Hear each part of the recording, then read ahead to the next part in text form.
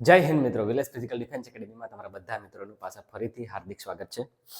Hope છો બધા મજામાં હશો.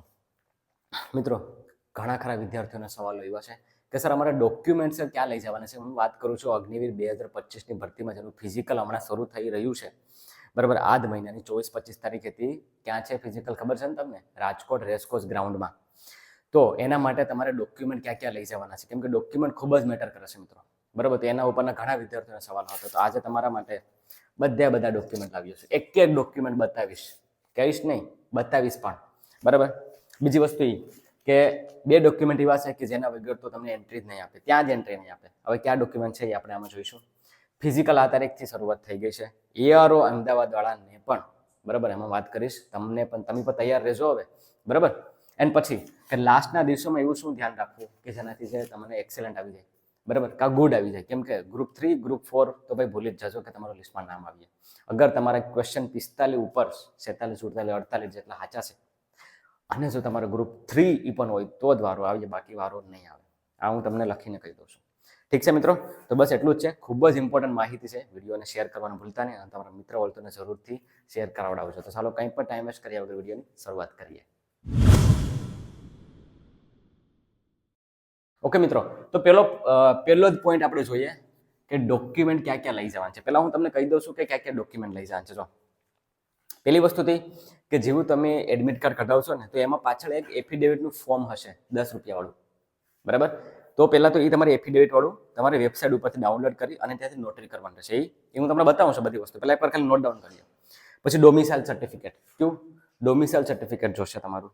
પછી ગામના સરપંચનો રહેઠાણનો દાખલો જોશે, બરાબર. પછી જાતિનો દાખલો ઇંગ્લિશમાં જોઈએ, બરાબર. પછી પોલીસ વેરિફિકેશનનો દાખલો જોશે, એ પણ હું તમને બતાવું છું હમણાં થોડી વારમાં, બરાબર. શાળા છોડ્યાનું પ્રમાણપત્ર એટલે કે લિવિંગ સર્ટિફિકેટ, બરાબર. પછી અનમેરિડનો દાખલો, યસ.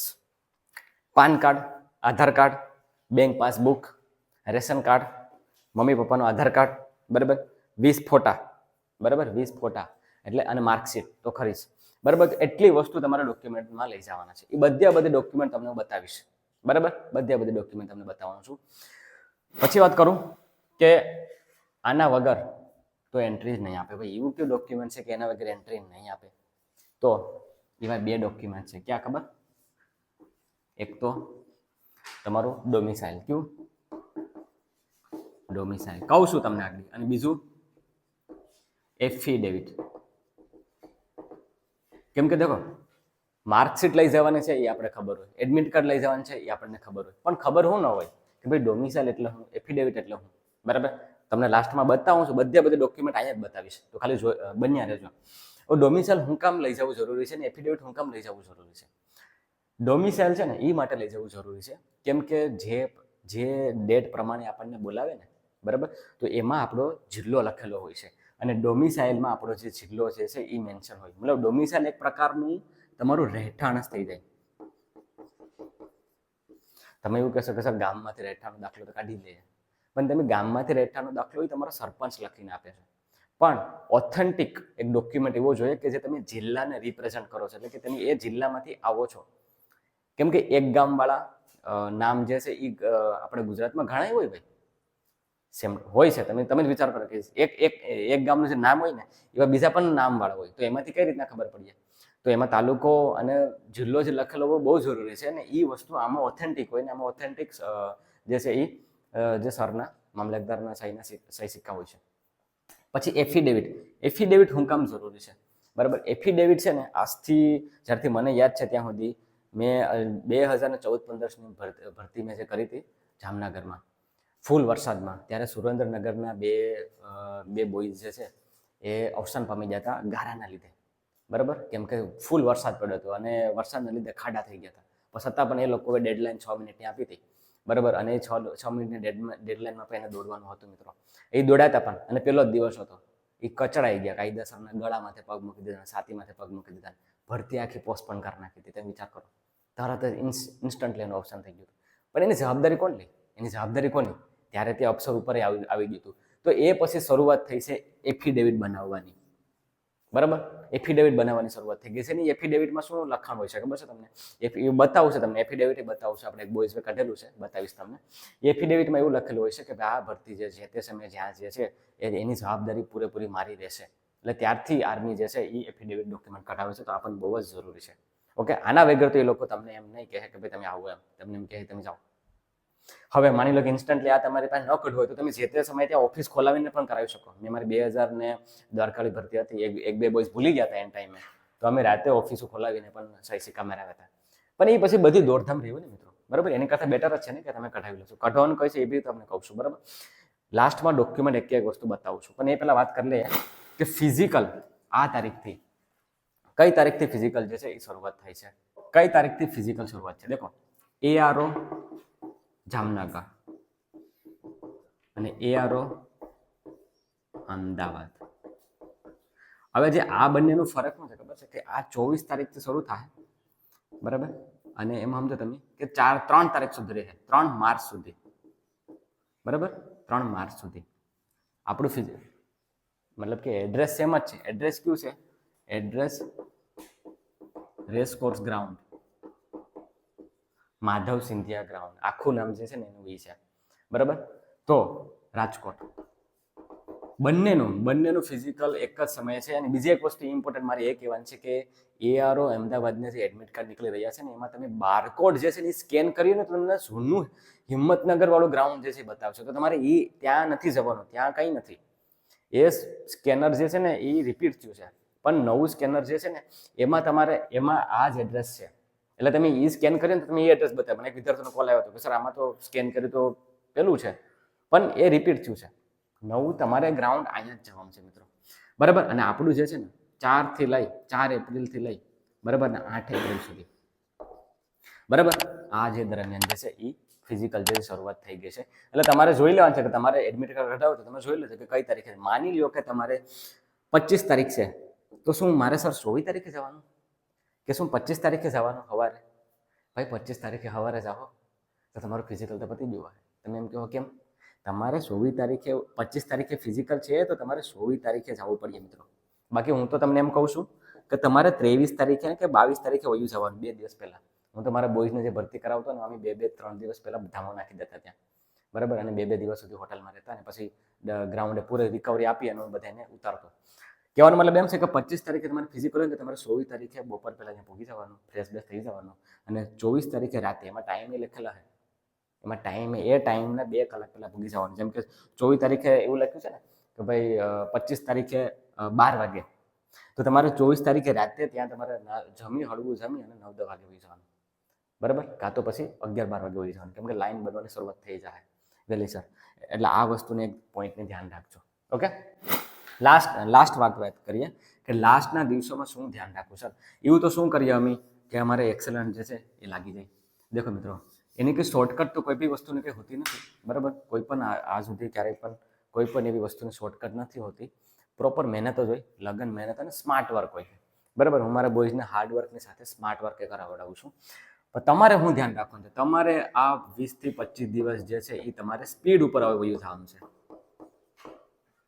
સ્પીડ વર્કઆઉટ, બરાબર. એક તો સ્પીડ વર્કઆઉટ કરવાનું છે તમારે, પછી સ્ટ્રેન્થ વર્કઆઉટ કરવાનું છે, બરાબર. સ્પીડ વર્કઆઉટમાં તમે શું કરશો? સ્પીડ વર્કઆઉટમાં છે ને તમારે એવું નથી કે તમારે 5-5, 6-6, 7-7 કિલોમીટર ભાગવાનું છે.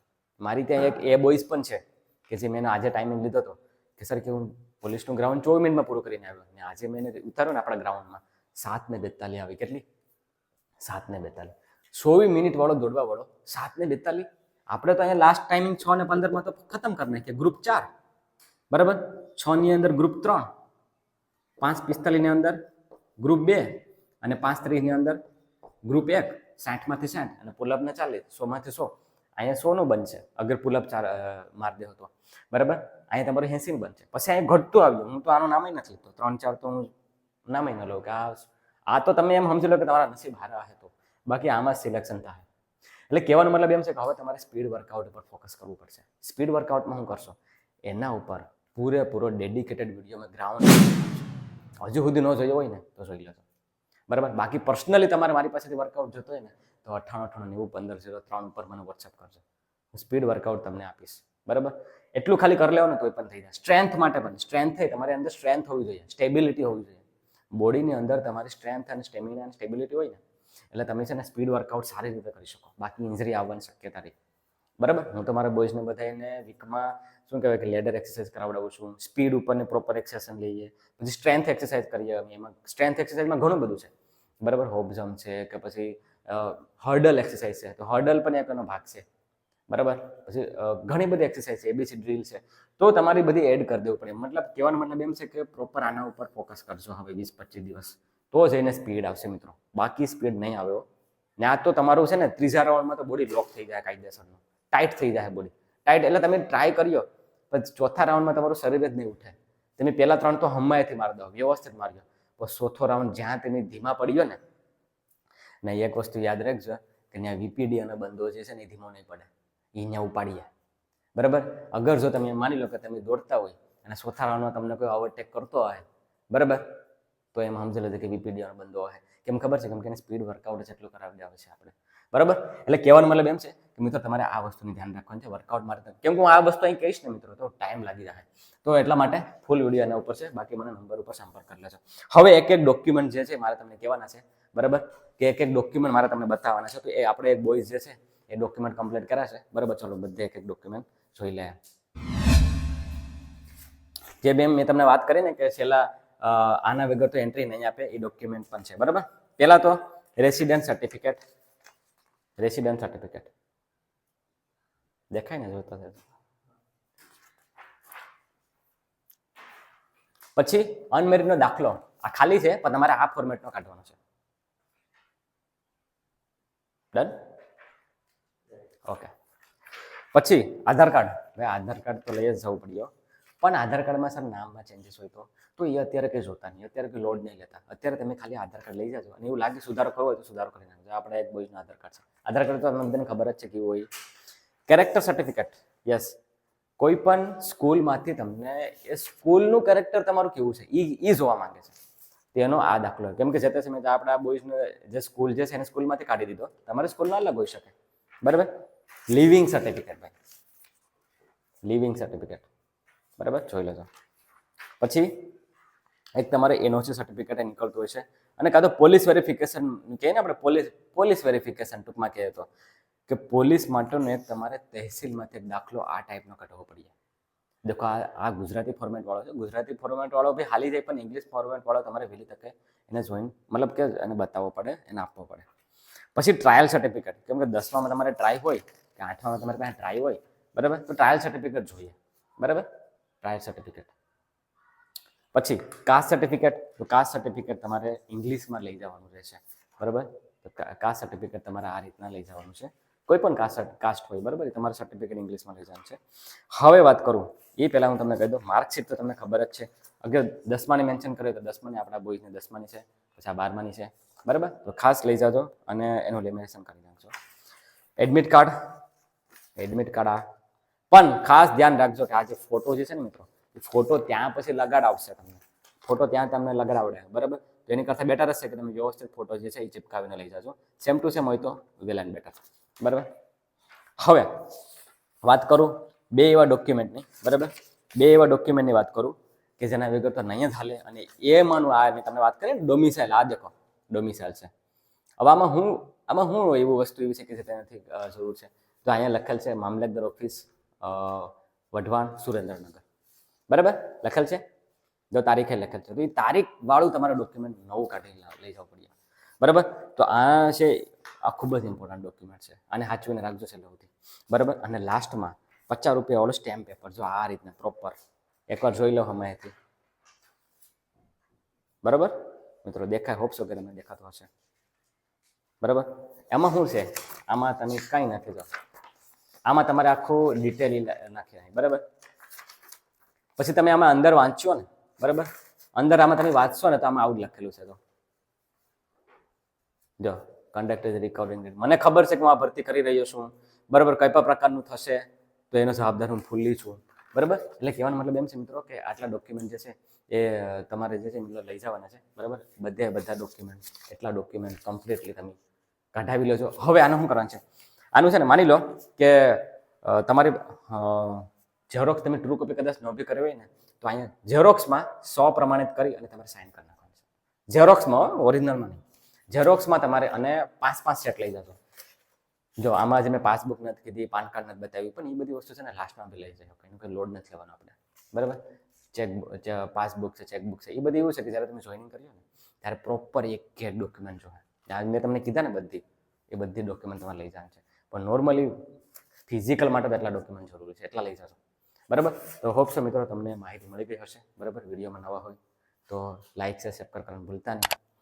એટલા ડોક્યુમેન્ટ લઈ જજો, વર્કઆઉટ ફોલો કરી લેજો, એટલે આરામથી છે તમે ફિઝિકલ પાસ કરી લો. અને હું તો એમ કહું છું કે ફિઝિકલ પહેલી કે બીજી ગલી જ મારજો મિત્રો, કેમ કે આની મારજો ને તો આ વખતે 9 પેરા એસએફ ને 6 પેરા એસએફમાં વેકેન્સી છે, બરાબર. તો તમને એમાં ચાન્સ મળી જાય.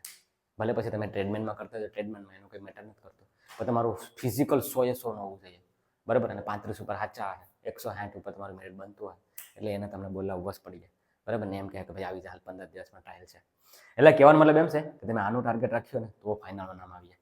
આનું રાખશો તો ભાઈ હું તો નથી ગેરંટી લેતો કે આમાં આવી એમ, બરાબર. બાકી પછી તમારી મરજી, હજુ પણ સમય છે, જાગી જજો, બરાબર. બસ એટલું જ છે મિત્રો. વિડીયોમાં નવા હોય તો લાઇક સબસ્ક્રાઈબ કરવાનું ભૂલતા નહીં. તમારા મિત્રો જરૂરથી શેર કરજો. જય હિન્દ.